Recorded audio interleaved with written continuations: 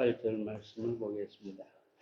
히브리서 2장 17절과 18절 말씀입니다.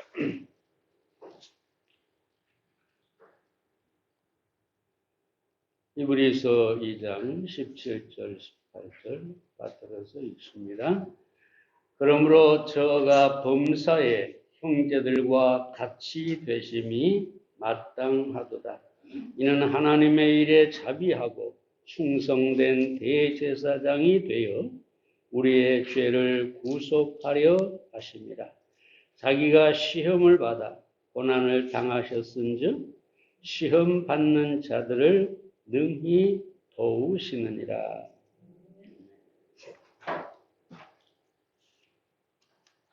AD 37년에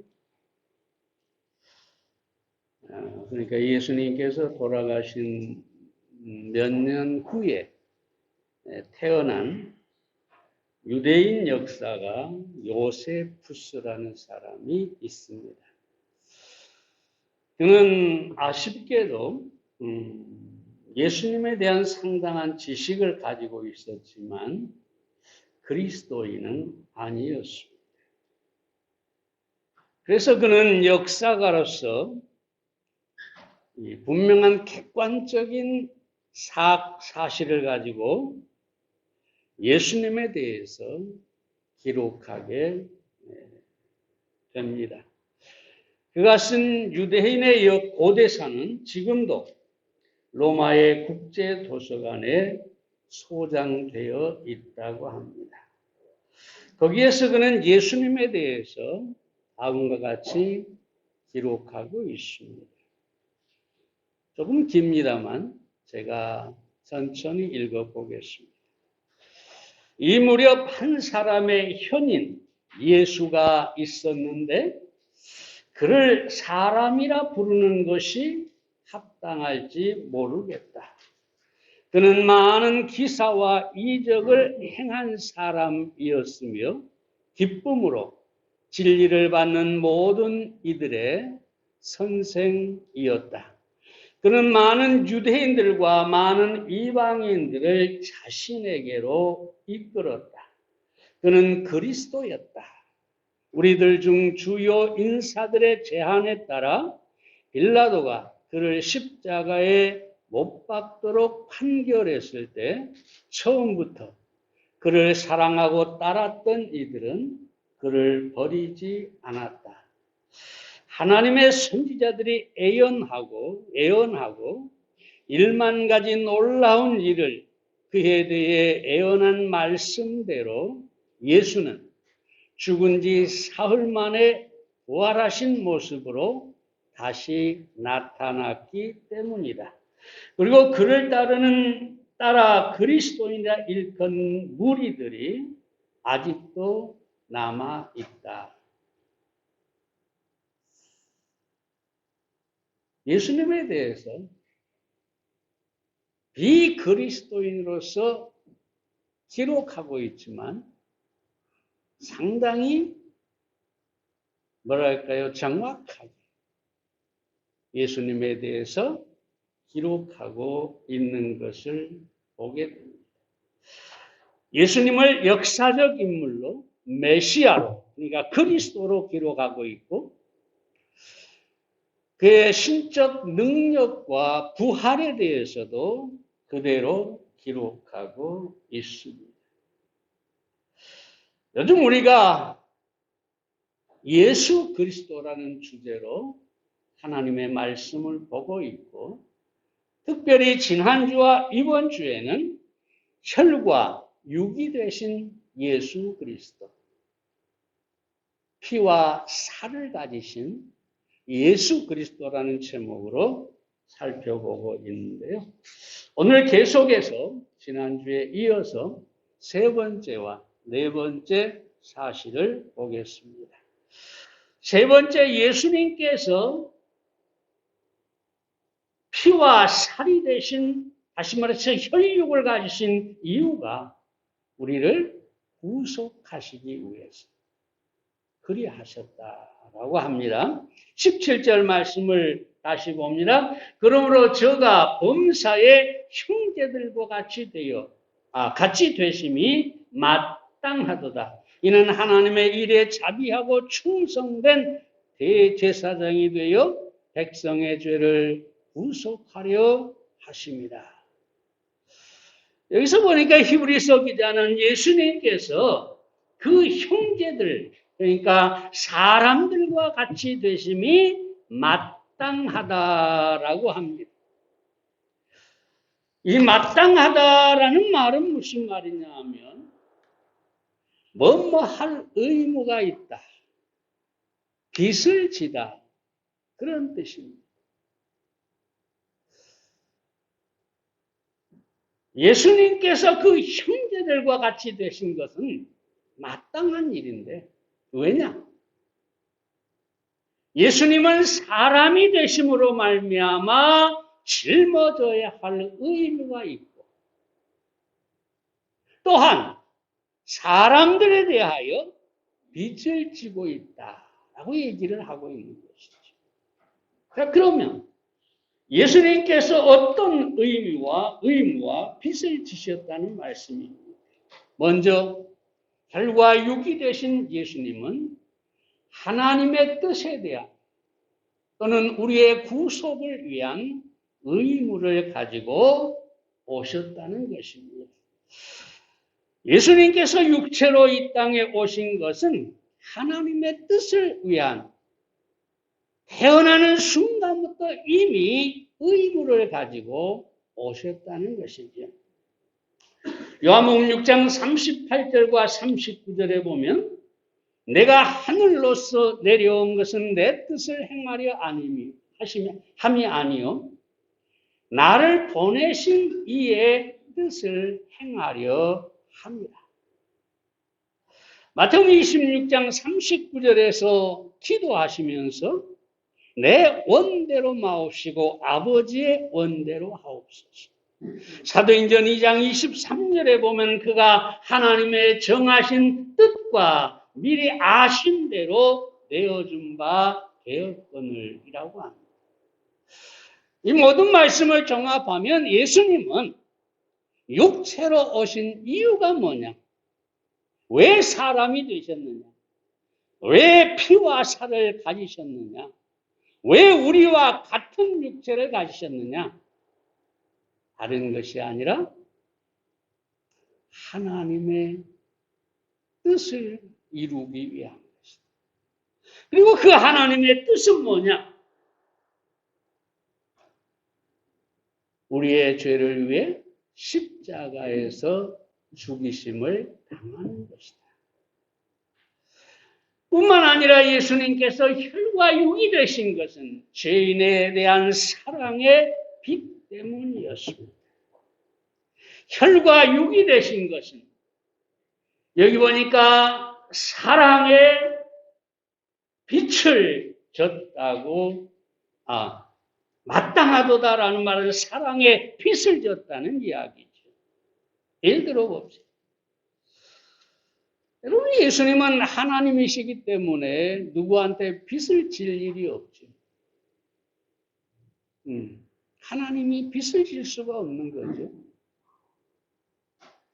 그럼 예수님께서 빚을 졌다는 의미는 뭐냐? 사랑의 빚을 졌다는 것입니다.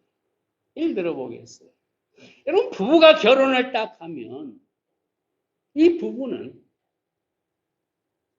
서로에 대한 의무가 있을 뿐만 아니라 결혼하는 순간부터 사랑해야 할 빚을 지고 있는 것이죠. 이게 사랑의 빚이에요.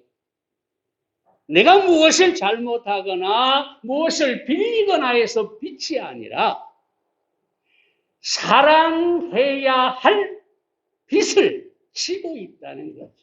예수님께서 이 땅에 사람의 몸을 입고 오신 이유는 뭐냐? 인류를 사랑하셔서 그 사랑의 빚 때문에 십자가를 지시기 위해 오셨다는 것이죠. 사도 바울이 이런 얘기합니다. 로마서 1장 14절에서 헬라인이나 야만이나 지혜 있는 자나 어리석은 자에게 내가 빚진 자라.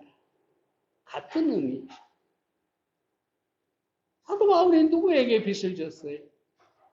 아무에게도 빚을 지지 않았어요. 그는 믿기 전에 율법에 철저한 사람이었기 때문에 누구에게 빚을 진 사람이 아니에요. 근데 여기서 말하는 빚은 뭐냐? 복음의 빚, 사랑의 빚.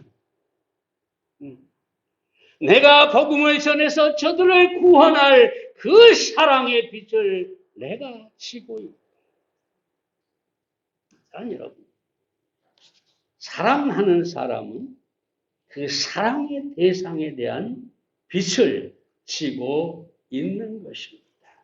바로 예수님께서 살과 피를 가지고 형제들, 우리와 같이 되신 것은 뭐냐?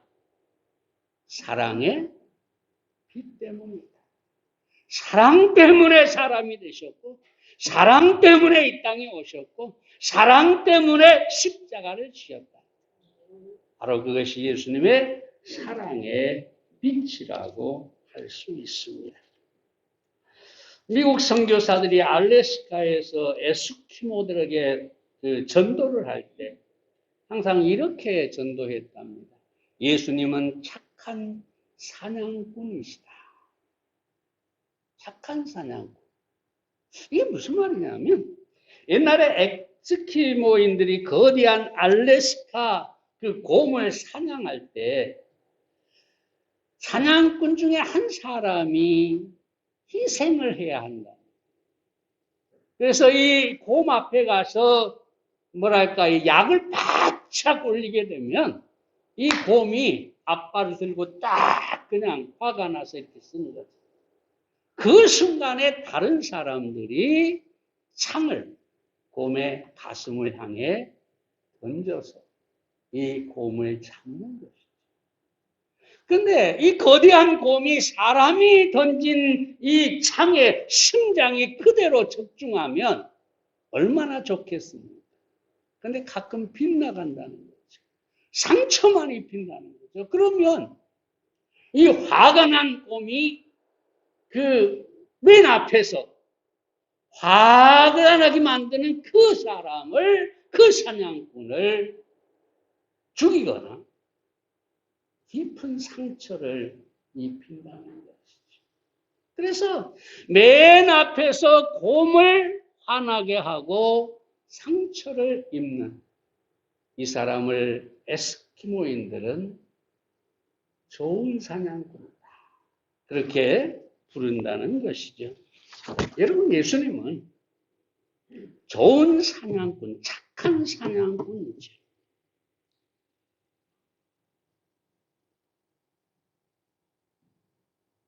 우리의 복음을 이해하고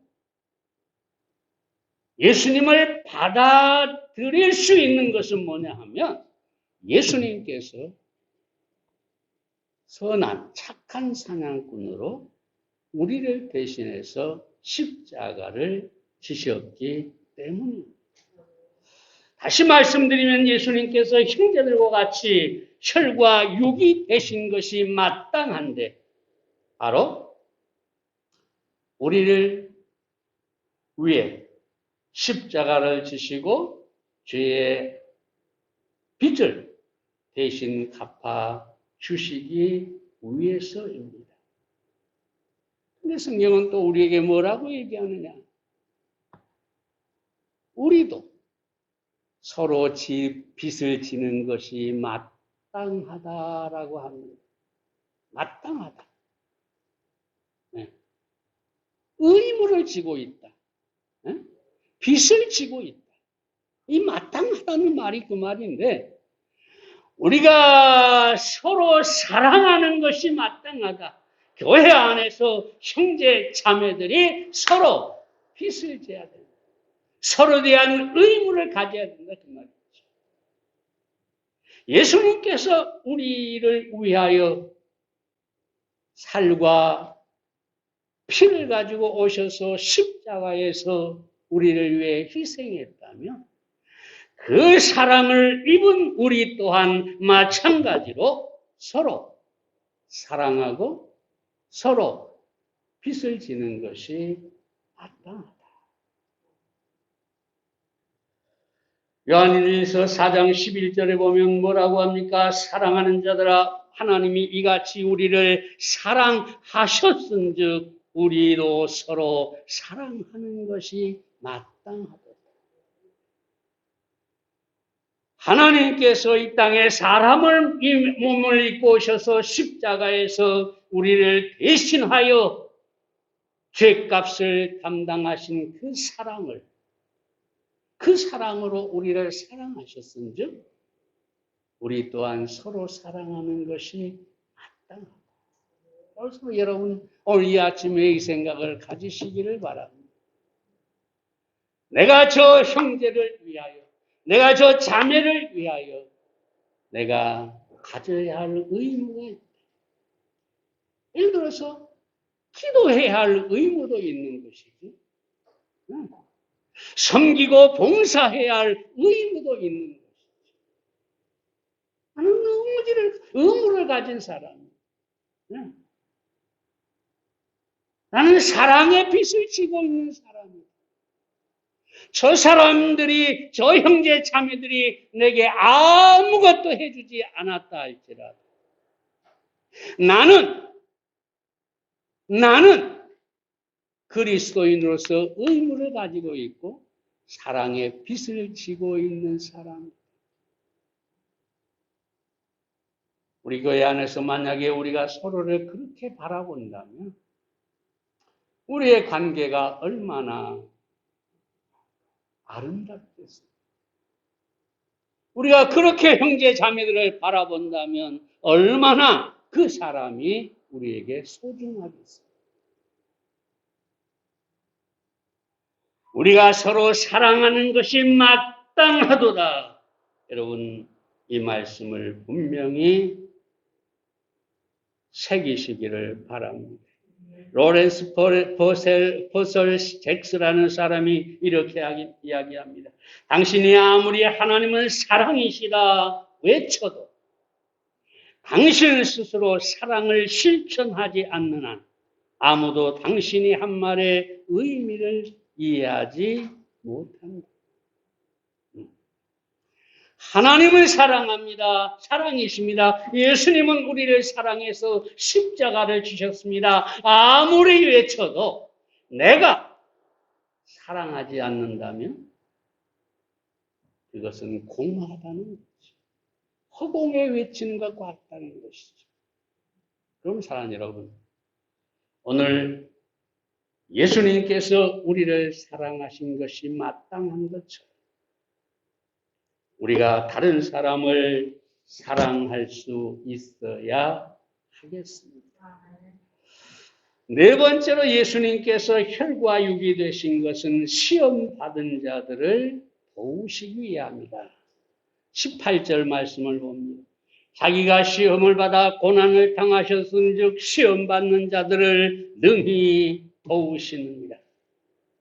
예수님께서 시험을 받으시고 고난을 당하셨다고 합니다.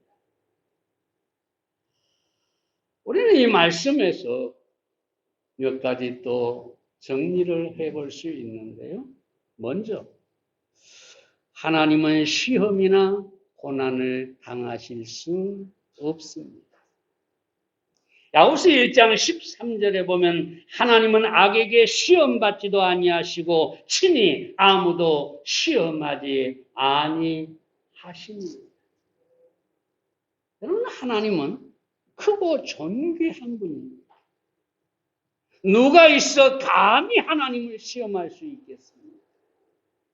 마귀조차도 하나님을 결코 시험할 수 없습니다.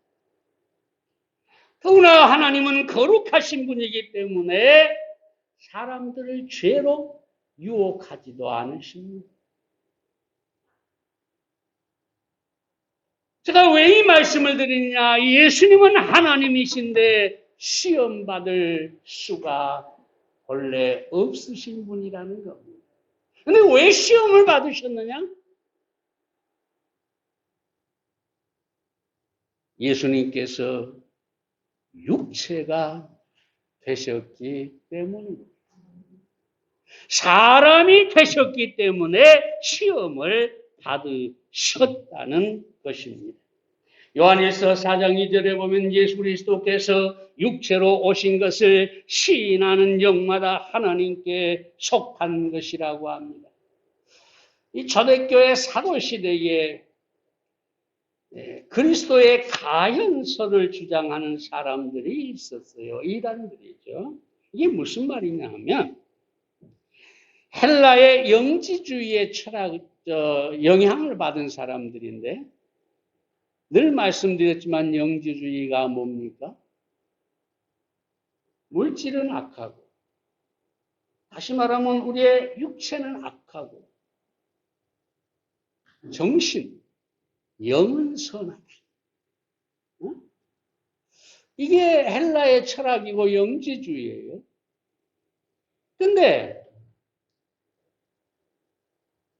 기독교가 복음이 전파가 되면서 헬라에 들어갔을 때 복음이 저 사람들의 철학을 바꾼 게 아니라 그들의 철학이 교회 안에 들어와 버렸죠.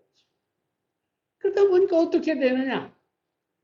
육체는 악한데 만약에 예수님이 진짜 육체로 오셨다면 예수님도 악하다. 죄인이다. 이렇게 돼버린 거죠.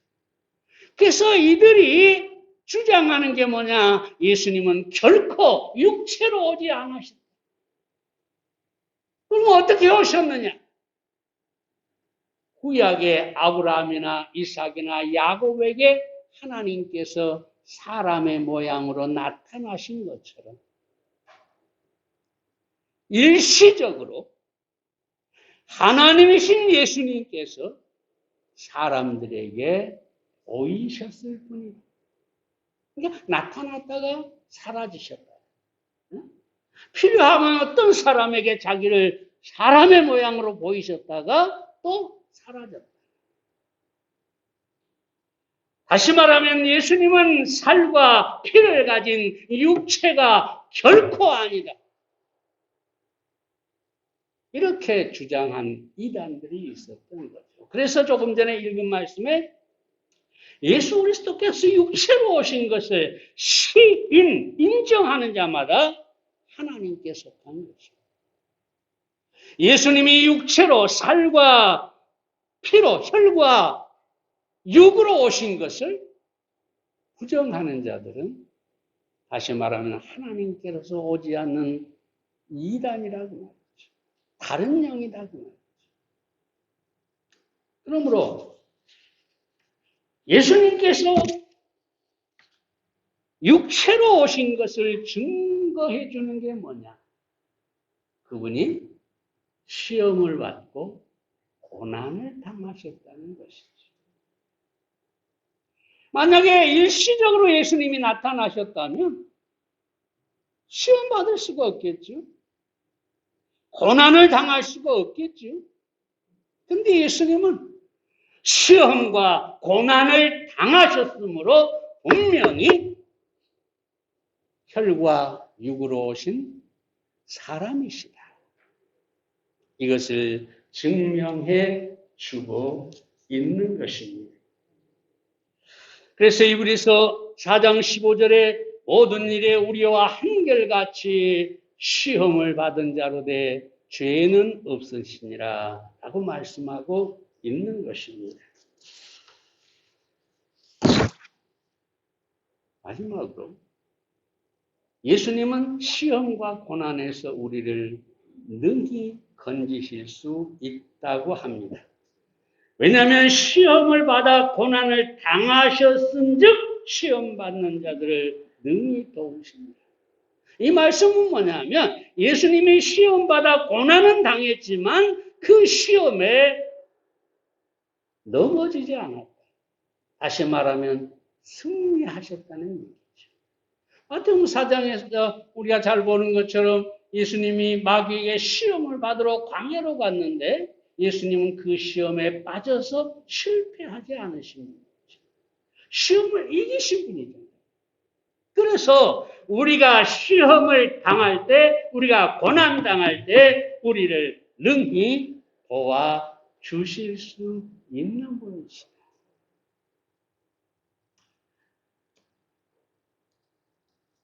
뿐만 아니라 여기에는 예수님께서 우리의 시험과 고난을 능히 이해하시고 그걸 아시기 때문에 우리를 도우실 수가 있다.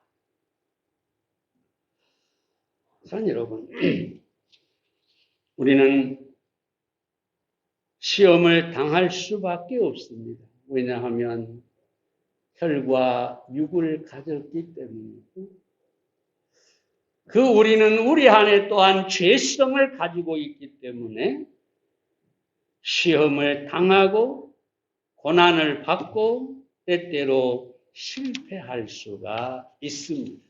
근데 중요한 것은 뭐냐? 마귀가 우리를 아무리 시험하고 우리에게 고난을 가져다 준다 할지라도 우리에게는 능히 우리를 도우시는 예수님이 계시다는 것입니다.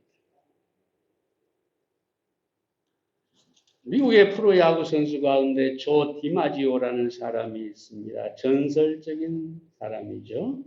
마릴린 몰로와 결혼을 했는데 274일 만에, 그러니까 1년도 안 돼서 이혼을 했습니다.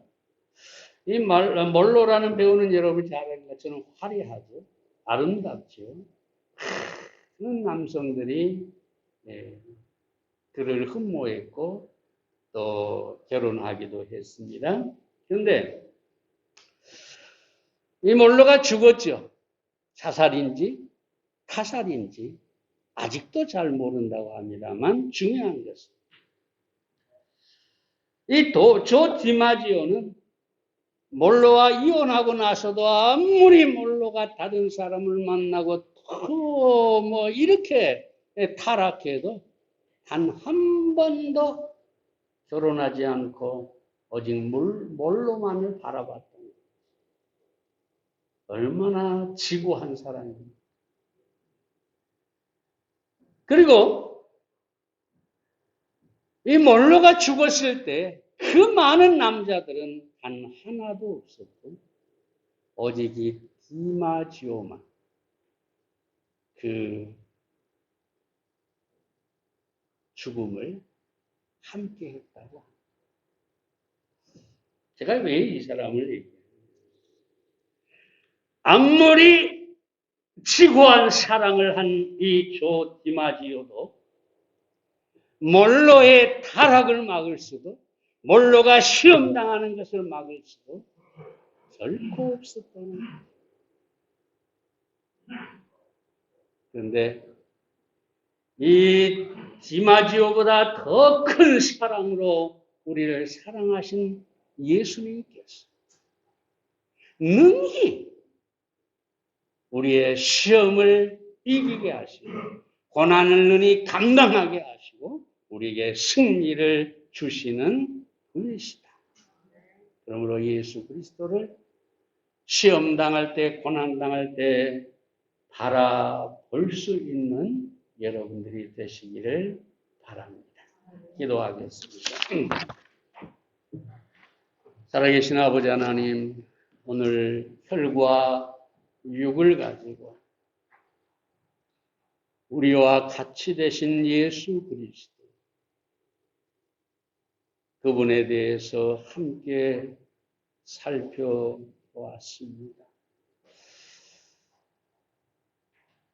하나님의 뜻을 행할 의무와 우리를 대신하셔 십자가에 죽으실 그 사랑의 빛을 지고 사람의 몸으로 우리에게 오신 것을 감사드립니다. 하나님 아버지, 그 큰 사랑 우리가 결코 잊지 말게 하시고 주님이 우리에게 마땅하신 분처럼 우리 또한 형제 자매들을 사랑하는 일에 마땅하게 해 주시옵소서. 기도해야 할 의무, 섬겨야 할 의무, 사랑의 빛을 지고 희생해야 할 이런 우리가 되게 해 주시옵소서. 만약 우리가 그렇다면 교회가 얼마나 아름답고 풍성해지겠습니까? 우리는 할 수 없지만 주님 우리 안에서 주님께서 행하실 때 능히 마땅한 삶을 살 수 있는 줄로 믿습니다. 또한 우리 주님, 우리가 시험받고 고난당할 때 능히 도우실 수 있으심을 감사드립니다. 우리와 동일한 육체로 그 수많은 시험과 고난을 당하신 주님, 그 주님이 우리를 도우신다면 주님이 승리하신 것처럼 우리도 능히 시험과 고난에서 승리할 수 있을 줄로 믿습니다. 주님 우리를 도우시고 승리케 해 주시옵소서. 예수님의 이름으로 기도의 싸움나이다. 아멘.